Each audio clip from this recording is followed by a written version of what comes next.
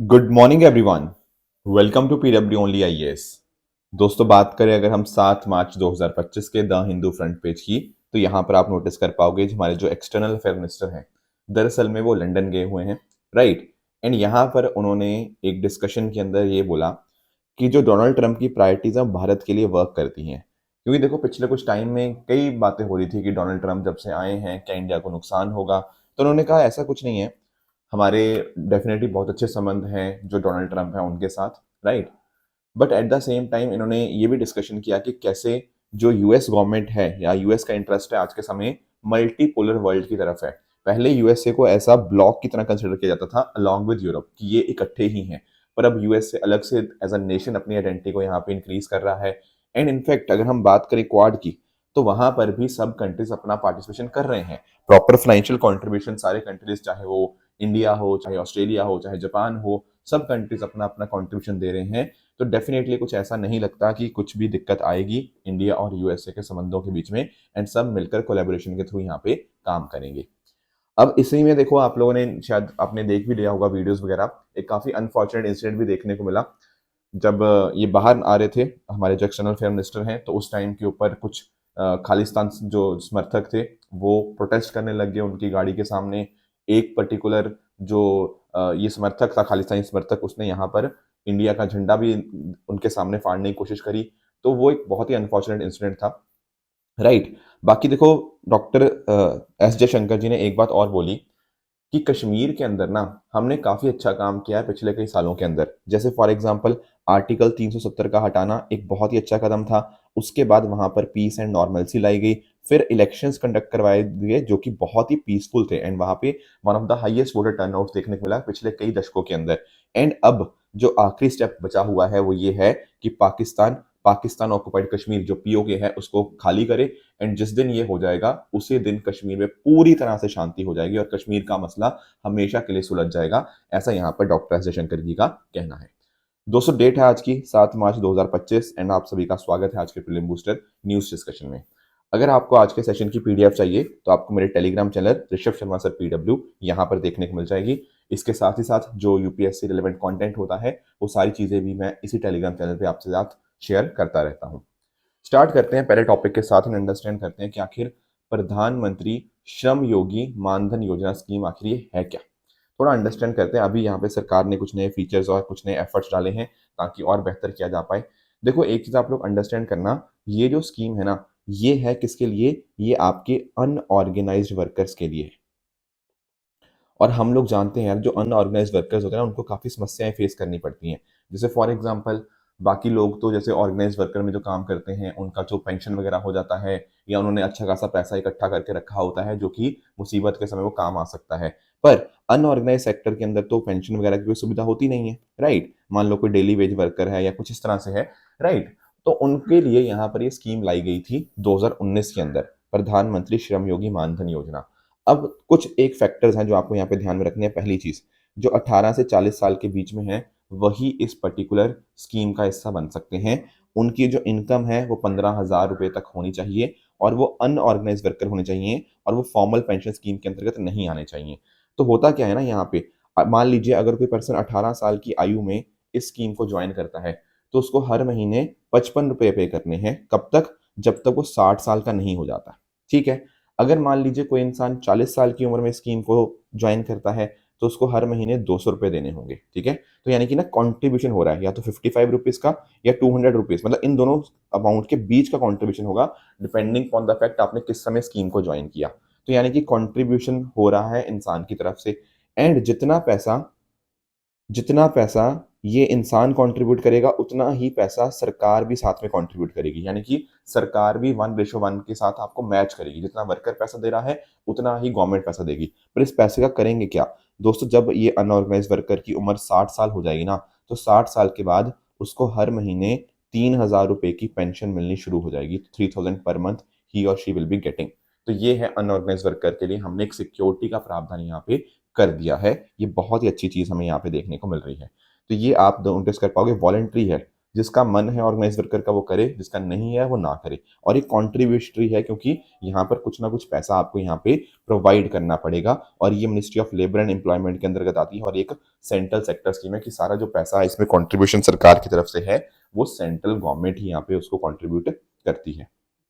LIC जो है वो इसकी पेंशन फंड मैनेजर है। इसके साथ साथ आपके जो कॉमन सर्विस सेंटर होते हैं, CSC e governance service limited, है ना, ये यहाँ पर इसको मैनेज कर रहे हैं इस चीज़ को। बाकी मैंने बताया केवल वही लोग इसके अंदर आ सकते हैं जिनका अनऑर्गेनाइज सेक्टर में होते हैं और उनकी मंथली इनकम 15,000 तक होती है। कोई इनकम टैक्स पेयर है या कोई EPF, ESIC, NPS national pension scheme इसके अंतर्गत आता है, या फिर गवर्नमेंट पेंशन बेनिफिट मिलते हैं, तो ये सब एक्सक्लूडेड है, इनको नहीं काउंट किया जाएगा, ये नहीं इस स्कीम का हिस्सा बन सकते, है ना। 18 से 40 साल के एज के लोग जो अनऑर्गेनाइज सेक्टर में काम कर रहे हैं, 15,000 से कम इनकम है, बस वही इसका हिस्सा बन सकते।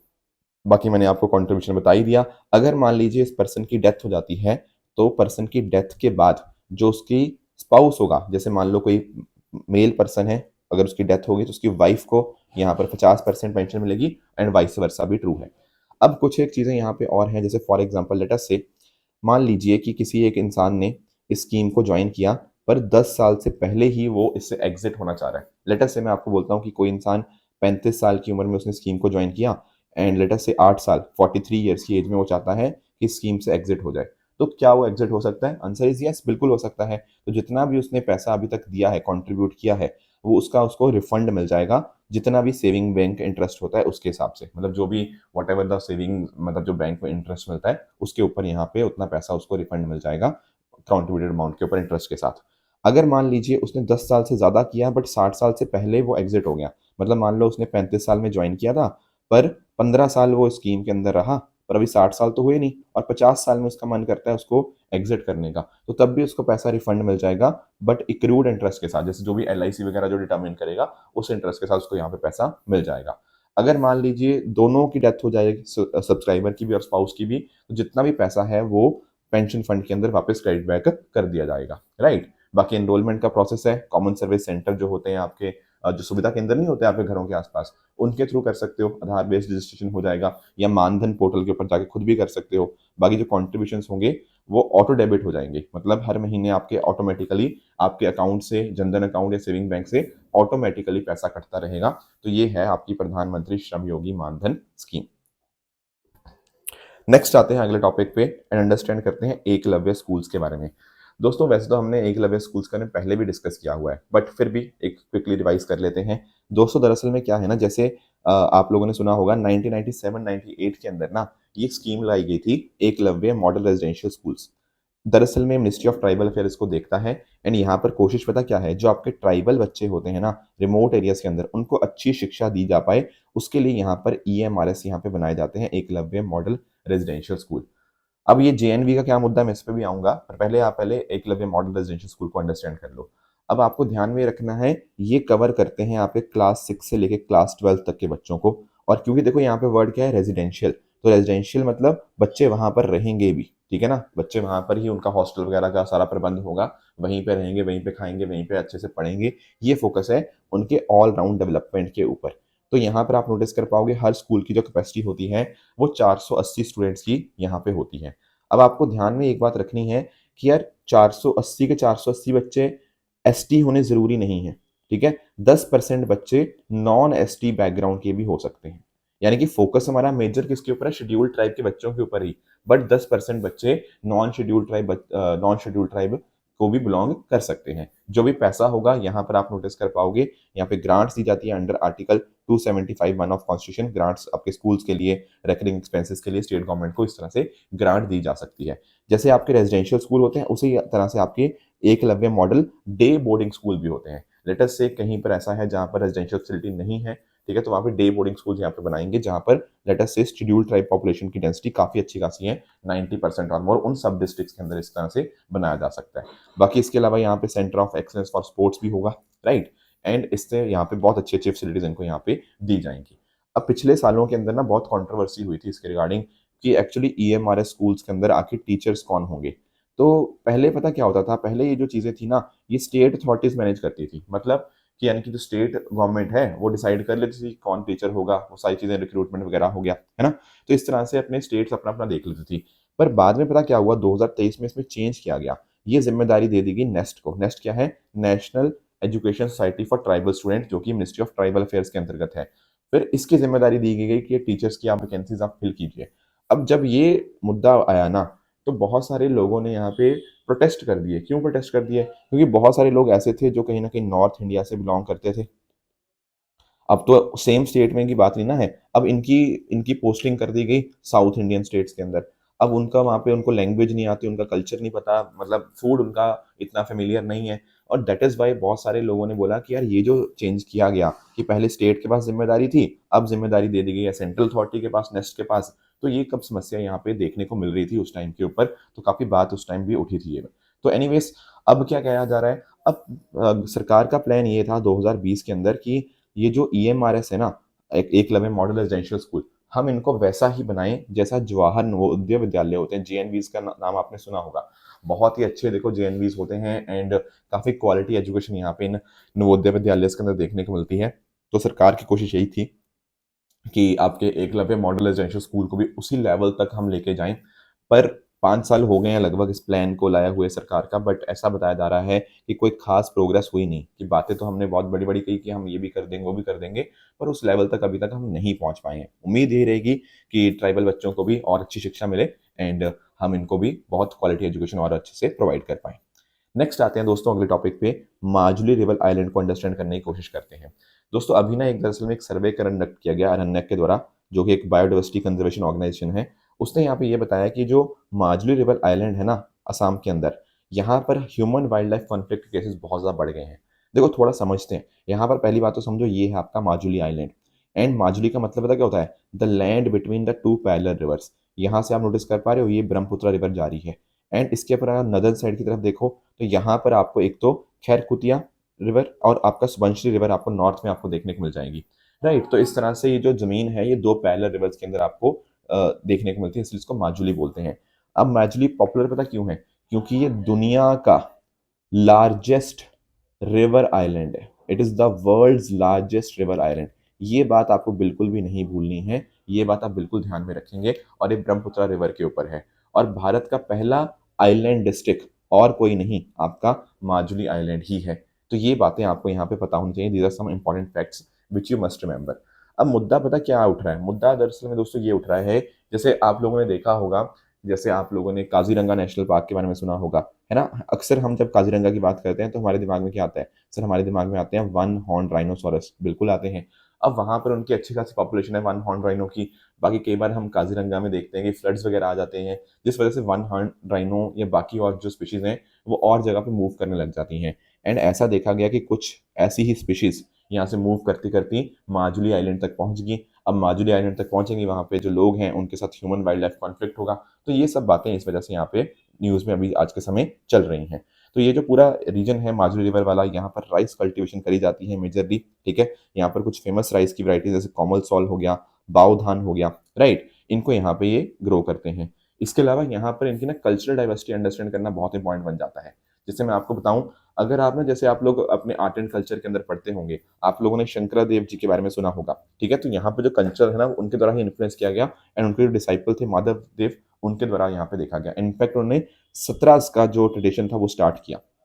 राइट, एंड इनफैक्ट आप नोटिस कर सकते हो उसके अलावा जो सत्रिया डांस हो गया, जो थिएटर है भावना आपने सुना होगा, ठीक है, ये बहुत पॉपुलर है। तो ये सब चीज़ें यहाँ पर हमें देखने को मिल जाती हैं। एंड यहाँ पे पॉटरी वगैरह भी होती है। ठीक है, बोट मेकिंग, लिटरेचर, ये सब चीज़ें हैं। हम ना जब पढ़ते हैं अपने नॉर्थ ईस्ट इंडिया के बारे में, तो सत्रिया डांस हम पढ़ते हैं, भावना के बारे में पढ़ते हैं, है ना? तो ये सब चीज़ें यहाँ पर भी हमें सिमिलर चीज़ें देखने को मिल जाएंगी।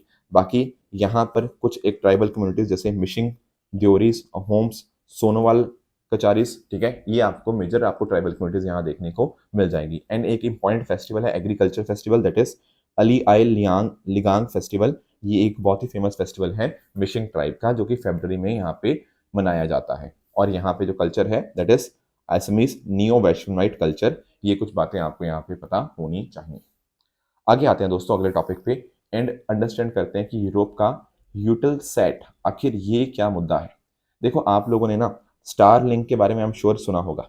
स्टार लिंक की जब मैं बात करता हूँ, स्टार लिंक किसका प्रोजेक्ट है? सर ये स्पेस एक्स का हमें प्रोजेक्ट देखने को मिल जाएगा, जिसके माध्यम से क्या होता है, जिस माध्यम से हम ब्रॉडबैंड इंटरनेट प्रोवाइड करते हैं। कैसे प्रोवाइड करते हैं? इन्होंने ना बहुत सारे अलग अलग सैटेलाइट्स डिप्लॉय कर रखी हैं एल्टीट्यूड के ऊपर, अर्थ के सरफेस के ऊपर, जो आपका लो अर्थ ऑर्बिट होता है, एंड उसके माध्यम से इंटरनेट प्रोवाइड किया जाता है।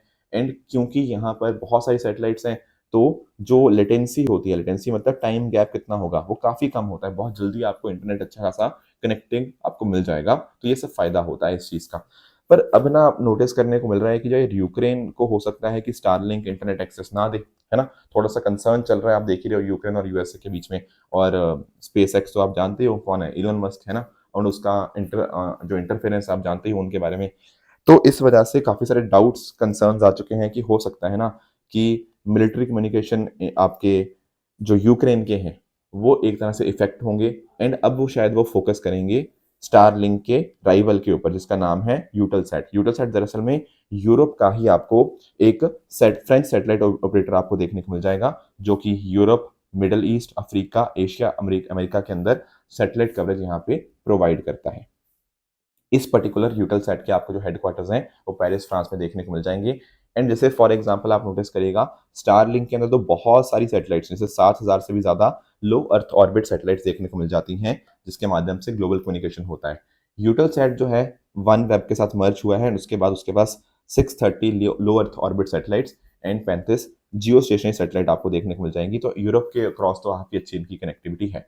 एंड इसके बेसिस के ऊपर ब्रॉडबैंड एक्सेस हो गया, आपके कॉर्पोरेट नेटवर्क्स, आपका टीवी कंट्रीब्यूशन सर्विसेज, ये सब डेफिनेटली बेहतर हो पाएगा बाय यूजिंग यूरोप यूटलसैट। तो देखते हैं क्या होता है आगे, but this is something which is there in the news. Next हमारा जो टॉपिक है वो है आपका गम अरेबिक के बारे में। दोस्तों पहले तो ये समझते हैं कि आखिर ये गम अरेबिक होता क्या है। देखो, गम अरेबिक एक तरह का गम ही है बेसिकली, जो जो चीज़ों को चिपकाने के अंदर काम करता है। पर ये एक्चुअली वो वाला गम नहीं है जैसे हम लोग पेपर चिपकाते हैं, वो सब चीज़ें। इसका थोड़ा प्रॉपर्टीज और भी इससे ज़्यादा एडवांस आपको देखने को मिल जाएंगी। मैं आपको समझाता हूँ कैसे। देखो एक्चुअल में ना ये, जैसे आपका पेप्सी हो गया, कोका कोला हो गया, या इस तरह की और भी जो सॉफ्ट ड्रिंक्स होती हैं, उनके अंदर बहुत ज़्यादा इस्तेमाल होता है। कैसे इस्तेमाल होता है? क्योंकि ये एक तरह का क्या है, ये एक इमल्सिफायर है, ये एक बाइंडिंग एजेंट है। कैसे बाइंडिंग एजेंट है? देखो आप एक बार नोटिस करते हो, जैसे आपने सॉस देखी है। अब सॉस के अंदर तो बहुत सारी चीज़ें होती हैं सर उसमें, जैसे टमाटो केचप है, टमाटो केचप में टमाटर भी होगा, उसमें थोड़ी बहुत मिर्ची भी होगी, थोड़ी बहुत और भी जो चीज़ें होती हैं, थोड़ा कद्दू भी उसमें पड़ता है। ऐसे बहुत सारे उसमें इंग्रेडिएंट्स होते हैं। उन इंग्रेडिएंट्स को प्रॉपर्ली मिक्स करने का काम, उनको बाइंड करने का काम, वो आपका गम अरेबिक का होता है। अदरवाइज आप सोचो कि जो सॉस है, ऐसा भी तो हो सकता है कि सॉस के अलग अलग हिस्से अलग अलग हो जाएं, या लेट अस से आपने पेप्सी पिया, आपका पेप्सी का जो कुछ हिस्सा आपका ऊपर हो गया, और कुछ हिस्सा जो आपका अलग अलग जो उसके अंदर जो मटेरियल्स था या जो अलग चीज़ें थी, है ना, वो अलग होगी। तो फिर पेप्सी का कभी टेस्ट ही नहीं आएगा, राइट? ऐसे ही बाकी जो सॉस वगैरह होती हैं, या आपकी कैंडीज, आपकी बेक गुड्स, ये सब चीज़ें होती हैं। तो इनमें आपका गम अरेबिक उनको बाइंड करने के अंदर बहुत इंपॉर्टेंट काम करता है। वो चीज़ों को इकट्ठे बाइंड करके रखता है। It acts a very important stabiliser, emulsifier and a thickening agent. तो आप ध्यान से देख सकते हो कि फूड एंड बेवरेज इंडस्ट्री के अंदर इनका बहुत इंपॉर्टेंट रोल है। इसके अलावा अगर हम बात करें, जैसे आपके क्रीम, आपके मेकअप, आपके लोशन, इनके अंदर कंसिस्टेंसी इंश्योर करता है। जो आप नोटिस करते हो ना कि एक जैसे क्रीम बनती है, उसमें भी अलग अलग इंग्रेडिएंट्स होते हैं। वो इंग्रेडिएंट्स इकट्ठे कैसे रहेंगे, वो कंसिस्टेंट कैसे रहेंगे, वो गम अरेबिक का काम होता है। फार्मास्यूटिकल में भी बाइंडिंग एजेंट की तरह काम करेगा, एंड इवन आपके प्रिंटिंग टेक्सटाइल में भी इंपॉर्टेंट इसका रोल बन जाता है। अब पॉइंट पता क्या है? पॉइंट ये है कि दुनिया का 70% से भी ज़्यादा प्रोडक्शन कौन करता है? सर वो करता है सूडान। और सूडान में चल रहा है क्या? सर सूडान में चल रहा है कॉन्फ्लिक्ट। आप लोगों ने सुना ही होगा, कई बार हमने डिस्कशन भी किया है। बाकी और कंट्रीज भी करती हैं, चैड, नाइजीरिया, बट 70% ज़्यादा प्रोडक्शन तो आपका सूडान में ही है, और वो बाकी कंट्रीज क्या ही कर लेंगी। अब इस वजह से सप्लाई चेन में डिस्ट्रप्शन आ चुकी हैं, है ना? क्योंकि आप नोटिस कर पाओगे इस युद्ध की वजह से, जो एक तरह सिविल वॉर है, उससे कहीं ना कहीं इंटरनेशनल बायर्स काफ़ी चिंता में आ चुके हैं। कोका कोला वाले चिंता में आ चुके हैं, पेप्सी वाले चिंता में आ चुके हैं कि अब कहाँ से गम अरेबिक लाएंगे, क्योंकि गम अरेबिक का कोई भी आपको ऑल्टरनेटिव नहीं देखने को मिलता। ये गम अरेबिक इस्तेमाल करना है पेप्सी के अंदर तो करना है, ठीक है ना? तो ये क्या है? This is a water soluble natural resin derived from gum arabic tree. Water soluble पानी में आपका ये सॉल्युबल आपको देखने को मिल जाएगा। बाकी न्यूट्रल है या स्लाइटली एसिडिक सॉल्ट आपको देखने को मिल जाएगा, जिसमें आपको कैल्शियम, मैग्नीशियम, पोटेशियम कैटाइंस आपको देखने को मिल जाते हैं। मेजरली आपको जो अफ्रीका का ये जो साहेल रीजन है ना, यहीं पर देखने को मिलेगा, और यहीं पर आपका सूडान आपको देखने को मिल जाता है। बाकी इंडिया में भी कुछ हिस्से हैं, जैसे फॉर एग्जांपल आपको पंजाब का कुछ हिस्सा देखने को मिल जाएगा। बाकी नॉर्थ अरावली हिल्स आपको देखने को मिल जाएंगी, राजस्थान और गुजरात के कुछ हिस्से देखने को मिल जाएंगे। बट इंडिया में बहुत ही कम होता है। मोस्टली आपको साहेल रीजन एंड खासकर अगर मैं बात करूं तो सूडान में ही देखने को मिलेगा। अगला दोस्तों जो टॉपिक है दैट इज वेस्ट बंगाल्स दियोचा पश्चिमी कोल ब्लॉक। थोड़ा इसको अंडरस्टैंड करते हैं। दोस्तों पहली बात तो आप ये समझो, ये जो मैं एरिया की बात करता हूँ ना, ये है दियोचा पश्चिमी दिवांगंज हरिसिंगा कोल प्रोजेक्ट, इसकी मैं बात कर रहा हूँ। अब इस कोल प्रोजेक्ट के बारे में जानना इसलिए इंपॉर्टेंट है क्योंकि ये एशिया का लार्जेस्ट कोल माइन प्रोजेक्ट आपको देखने को मिल जाएगा। ठीक है, तो बहुत बड़ी चीज है ये, एशिया का लार्जेस्ट कोल माइन आपको यही आपको देखने को मिलेगा, द्योचा पश्चिमी दिवांगज हरिसिंगा कोल ब्लॉक। एंड दुनिया भर की बात करें तो is the second largest coal block. So it is a very important thing. ठीक है, बट दिक्कत पता क्या हो रही है, दिक्कत अभी यहाँ पे ये हो रही है कि जो लोकल लोग हैं वो इसके अगेंस्ट अभी प्रोटेस्ट कर रहे हैं। क्यों कर रहे हैं सर लोकल लोग प्रोटेस्ट? लोकल लोग प्रोटेस्ट इसलिए कर रहे हैं क्योंकि उनका ये मानना है कि ये जो माइनिंग स्टार्ट हुई है, इस माइनिंग से पहले उनसे बिल्कुल भी परमिशन नहीं ली गई, उनसे कुछ पूछा नहीं गया, उनको बताया नहीं गया। एंड अब जाके जो अथॉरिटीज हैं वो उनको बोल रही हैं कि ठीक है हम आपको कुछ पैसा दे देंगे। यहाँ पे जो ट्राइबल लोग हैं और जो बाकी लोग हैं वो कह रहे हैं कि हमसे कोई परमिशन नहीं ली गई, अब आप डायरेक्टली ऐसा बोल रहे हो, तो वो अपनी जमीन छोड़ने के लिए रेडी नहीं है। एंड इसी तरह से उन्होंने अपने प्रोटेस्ट के तौर के ऊपर ना जो चरखा होता है, चरखा मतलब यहाँ पे उन्होंने ऐसे स्टिक्स गाड़नी स्टार्ट कर दी हैं। ये ट्राइबल तरीका होता है एक तरह से प्रोटेस्ट दिखाने का कि हम यहाँ पर काम नहीं होने देंगे। तो काफी सारे गाँव के लोग जैसे आपका मथुरा पहाड़ी, सागरबंदी, चांदा विलेजेस, इन गांव के जो लोग हैं उन्होंने यहाँ पे काफी प्रोटेस्ट कर रहे हैं। प्रोटेस्ट के द्वारा जो बोला गया है वो ये भी बताया गया है कि जो माइनिंग की वजह से ना इस पूरे एरिया को बहुत हैवी लेवल के ऊपर इन्वायरमेंटल डैमेज फेस करने को मिला है। बसाल्ट माइनिंग से जो डस्ट आती है उससे लोकल इन्वायरमेंट और हेल्थ के ऊपर बहुत ही नेगेटिव इम्पैक्ट आता है। Plus at the same time कई बार मान लीजिए ट्राइबल मान लो जंगल में चले गए तो कई बार ट्राइबल्स को अरेस्ट कर दिया जाता है। राइट, एक तरफ ट्राइबल जो सॉरी फॉरेस्ट के फॉरेस्ट काटे जा रहे हैं एंड दूसरी तरफ ट्राइबल्स को अरेस्ट कर लेते हैं अब फॉरेस्ट के अंदर एंटर करने के लिए। तो ये सब यहाँ के लोगों के इश्यूज आपको देखने को मिल रहे हैं। बाकी जैसे मैंने आपको बताया ये लार्जेस्ट इन एशिया है एंड सेकंड लार्जेस्ट ग्लोबली है। वेस्ट बंगाल के अंदर आपको बीरभूम डिस्ट्रिक्ट में आपको देखने को मिल जाएगा। यहाँ पर बताया जाता है कि 40.7 बिलियन टन के अप्रोक्सीमेटली रिजर्व्स आपको यहाँ पे देखने को मिलेंगे। And West Bengal Power Development Corporation was allotted the coal block for development। तो ये कुछ फैक्ट्स है जो आपको यहाँ पे जानने चाहिए। आगे आते हैं एंड अगला टॉपिक अंडरस्टैंड कर लेते हैं that is India's high net worth individual population. दोस्तों दरअसल में ना एक कंपनी है नाइट फ्रैंक के नाम से। ये कौन सी कंपनी है? ये कंपनी है एक रियल एस्टेट कंपनी। इस कंपनी ने ना दरअसल में एक सर्वे करता है with regards to wealth report. अब इस वेल्थ रिपोर्ट में ना अभी जो उन्होंने बताया है वो बताया है with regards to high net worth individual. दोस्तों हाई नेटवर्थ इंडिविजुअल कौन होते हैं? वो लोग जिनके एसेट्स 10 मिलियन डॉलर से ज्यादा होते हैं। 10 मिलियन डॉलर का मतलब 1 crore dollar. 1 crore dollar rupees में कितने हो गए? लगभग ये 85 करोड़ के आसपास का रुपया हो गया।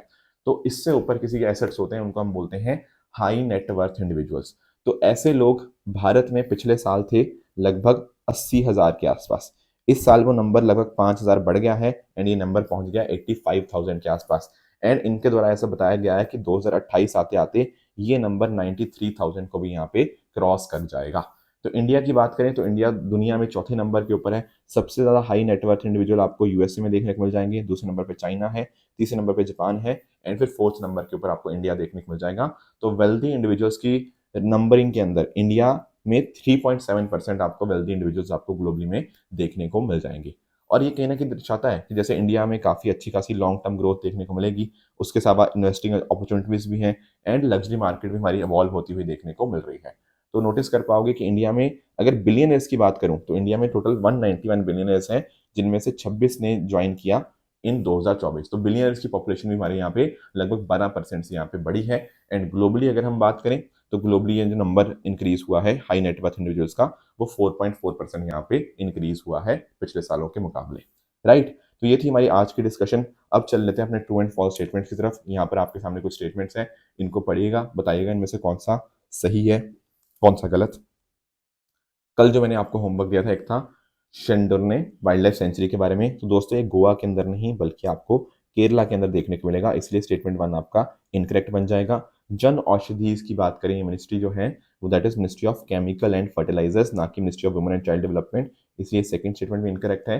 थर्ड की बात करें सशक्त पंचायत नेत्री अभियान, इसका फोकस यही है कि कैसे वुमेन लीडर्स को हम स्ट्रेंथन कर पाए इन Panchayati Raj institutions. So this statement is correct. And lastly red rot disease की बात करें तो यहाँ पर आप नोटिस कर पाओगे ये वीट को नहीं बल्कि आपके जो शुगर केन की फसल होती है ना उसको यहाँ पे इम्पैक्ट करती है, इसीलिए ये स्टेटमेंट आपका इनकरेक्ट बन जाएगा।